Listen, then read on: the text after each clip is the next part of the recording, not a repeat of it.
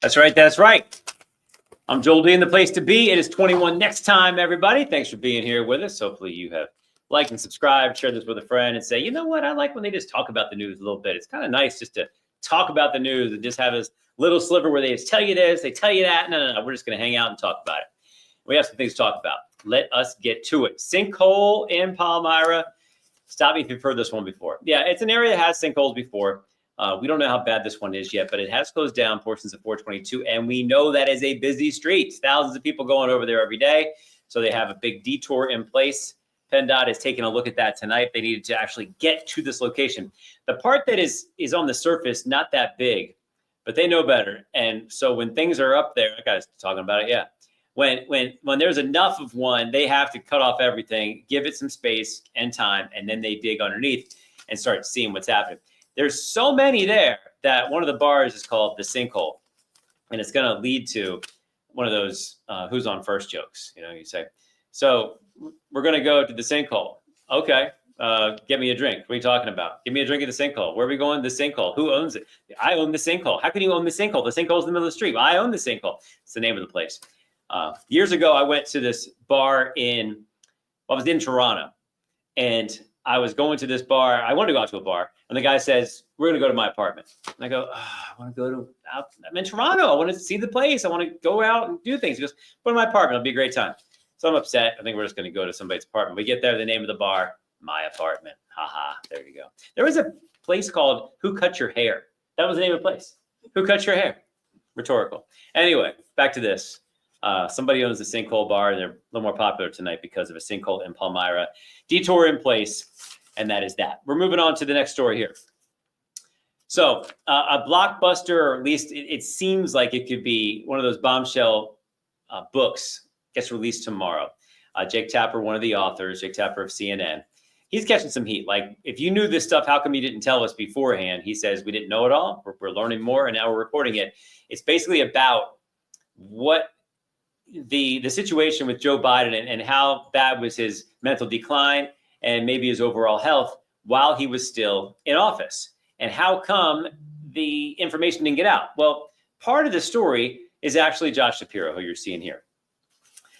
He may be caught up in this and have to explain it, because if you remember, in August, he was asked, what do you think about Joe Biden? How's he doing? And this was, 2 months after the infamous debate. And he said, I talked to Joe Biden and he is good to go. He's going to be fine. I'm going to actually find the actual quote here as we're kind of talking about this. I want to be accurate. So what was said here was this. All right. So on Thursday, on last Thursday, he was asked about this. And he said that, this wasn't a cover up, but he confirmed that he did talk to him in private. Say, I can tell you I was very frank with the president during his campaign about what I saw were some of his shortcomings. I was very honest with him in a private setting about that. So that was after the debate. That was pretty rough. He said at the time he had a responsibility to reassure Pennsylvania voters that he could win. And the governor and most other elected Democrats defended the fitness up to the final months of the presidency, including in August of 24. So this was 2 months after the debate, saying if he had any concerns that Biden had slipped, Shapiro said, not at all. And I've been in regular contact with the president. So if that's the case, what was happening behind the scenes? And so the details will come out in this book. Once again, it's called Original Sin. And Jake Tapper is one of the authors. And that's one of the stories in there. So we'll see if this has any real fallout. We talked to our political insiders about this. They said it shouldn't be that bad, but we'll see what the voters think. And as we're moving into the 2028 election cycle, this may be a question that comes up. Gavin Newsom from California, another governor who was vouching for Joe Biden all the way until the end, apparently also had a time where he was with Joe Biden, things didn't go so well cognitively. So we will see if that follows him and what other maybe surprises are in that book. Once again, it comes out tomorrow. Original Sin should be a bestseller. We'll see how it goes. The other big news today, I think, was the feeling that a ceasefire may be closer than ever when it comes to Russia and Ukraine. Donald Trump said that he met with or called Vladimir Putin, and they talked for 2 hours today, the president of Russia, obviously. In the past, has already talked to Volodymyr Zelensky from Ukraine. And so after that 2-hour discussion, he went on Truth Social and said, I'm feeling good about this. The talks will start immediately for the ceasefire and hopefully get to an end to this war, which has killed hundreds of thousands, right? It's been terrible. It's going on 3 years right now. The Pope may actually be involved in some of the negotiations as they come to the end of this. But what will the negotiations look like? I know some people are like, you can't reward Putin for this war and give him anything. But folks, how do wars end? They end with one side completely defeating the other side, which means taking over their country completely.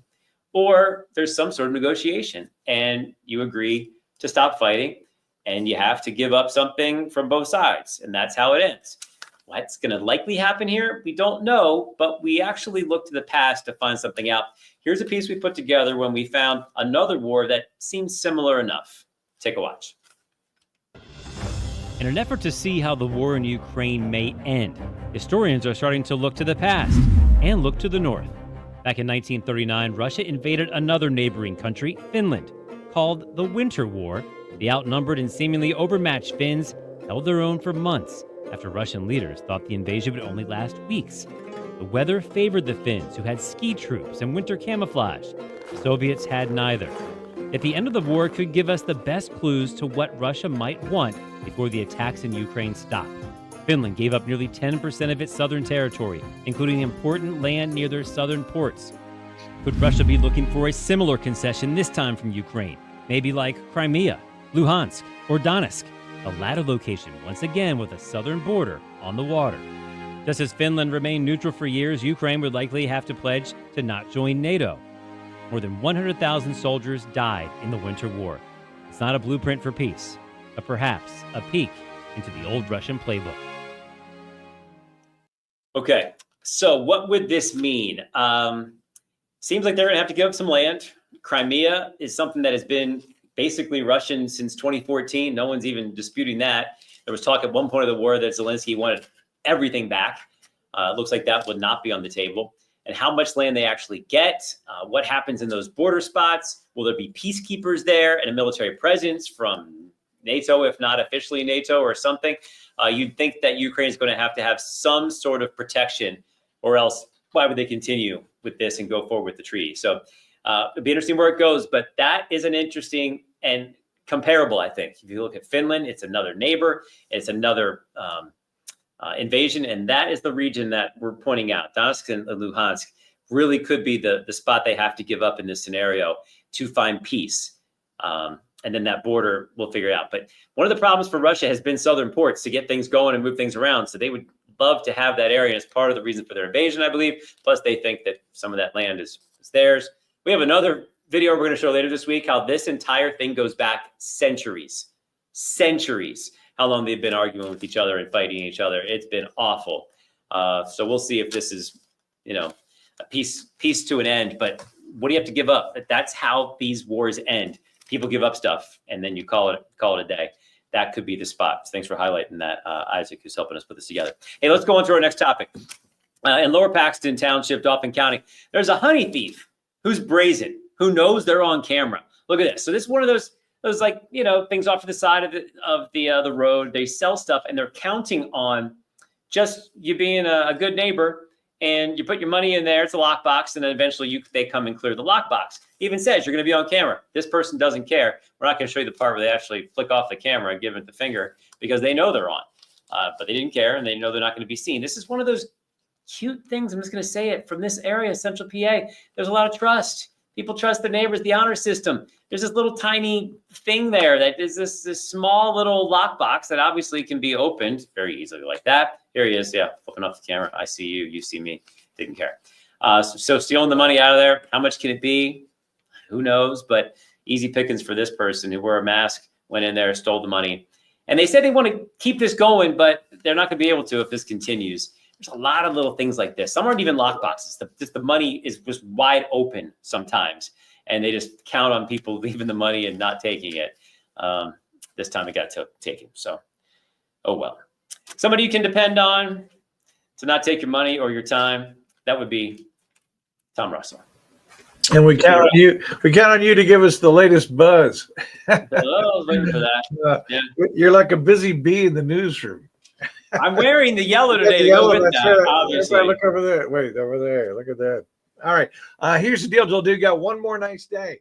It happens to be election day, so get out and do your civic duty tomorrow. But that's the last day that things are nice because, oh man, it gets not only wet. The rain comes in Tuesday night into Wednesday. So Wednesday morning, you're like, oh, here I go. And then we don't get out of the 50s. So not just wet, but a chilly rain as we go through Wednesday and Thursday. And then Friday, even that's going to struggle to reach 60. It does look like we recover for the big holiday weekend, but this doesn't look like pool weather, right? This doesn't look like the unofficial start of summer. This looks Right. like chilly. Sunny into the 70s. I think people will try to get in the water anyway. Yeah, it's just going to have that cooler feel. I mean, I'm Oh, yeah. trying to be optimistic here, but man, I hope we can clear it out for at least a salvage most of the weekend. Sometimes these public pools have, a lot of fun stuff going on that's not even in the pool. So you can do That's the cookout, they could do some games and get together. That would be nice. Yeah. But you mentioned the weather on Wednesday. I'm doing some announcing for the commencement at the University of Maryland, and they moved it from Wednesday to Thursday because it was going to be nasty, and it's outdoors in the football stadium. Yeah, I'm not sure Thursday's going to be a whole lot better, but at least you got a chance for it to clear. But It's in the evening. It's in the evening.